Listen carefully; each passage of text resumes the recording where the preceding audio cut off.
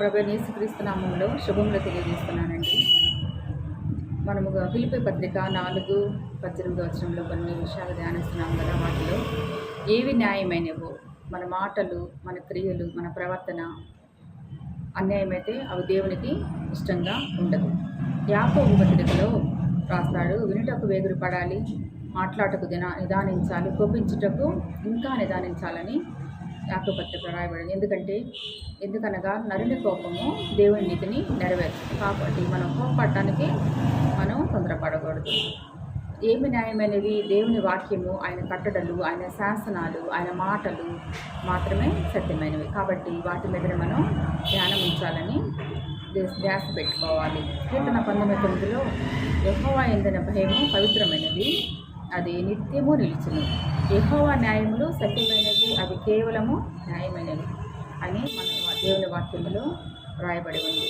కాబట్టి ఆయన కీర్తన 111 ఆయన చేతి కార్యములు సత్యమైనవి, న్యాయమైనవి, ఆయన శాస్త్రములన్నీ కూడా నమ్మకమైనవి. కాబట్టి ఏవి నమ్మకమైనవి, ఏ న్యాయమైనవి అనేవి మనము ఆలోచన చేసుకోవాలి. తర్వాత ఏవి పవిత్రమైనవో అని అంటాడు. మన ఆలోచనలకు ఆరంభము చూపులతోనే ఆరంభమవుతుంది. అందుకే నీ కన్ను నిన్ను అభ్యంతరపరిస్తే దానిని తీసి పారవేయమంటాడు. కారణం అది నిన్ను నరకానికి లాక్కుపోతుంది. అభ్యంతరపరిచేదాన్ని పీకి పారవేయమంటున్నాడు. కారణం అది నిన్ను నరకానికి లాక్కుపోతుంది. కాబట్టి మనల్ని మనం పరిశీలించుకుందాం. మనం చూసే టీవీ సీరియల్స్, టీవీ ప్రోగ్రామ్స్ పవిత్రంగా ఉంటున్నాయా? సెల్ ఫోన్లో చూసే పవిత్రంగా ఉంటున్నాయా? పరిశీలించుకుందాం.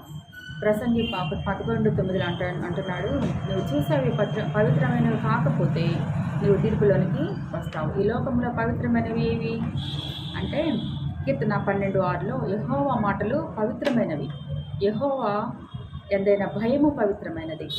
కీర్తన 19:9 అంటాడు, యేసుక్రీస్తు ప్రభు పవిత్రుడు.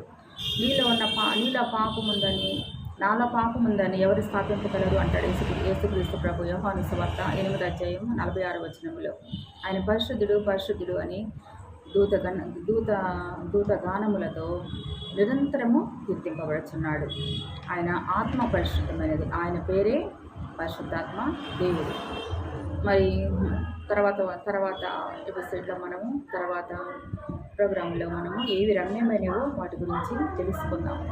మాకు దానిలో కొంచెం మనం ఈరోజు ధ్యానించిన వాటిలో ఏవి పవిత్రమైనవో నేను ఫాస్ట్ గారు చదువుతున్నారు